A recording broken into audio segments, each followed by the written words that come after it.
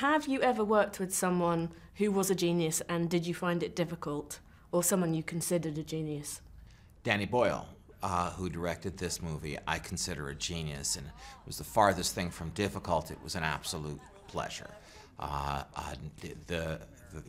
very proud of the results. Working with him was a very happy experience every day. I would say the same thing about David Fincher, who directed The Social Network. I would say the same thing about Mike Nichols, who directed Charlie Wilson's War.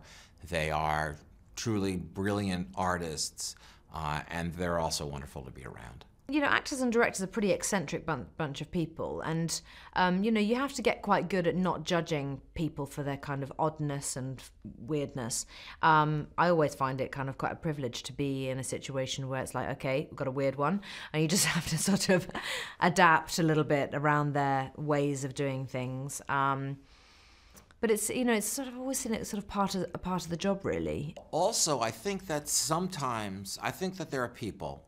And I find this because I work in a creative community in Hollywood and in theater, who, because they equate that kind of madness that you're talking about, a sort of difficulty and antisocial quality, because they equate that with being a genius, they'll behave that way where there's no genius. In other words, they'll feel like, if I just act strange enough, aloof enough, that kind of thing, I'll be forgiven for it because I'm an artist after all, and people will assume that I am more complicated than I really am.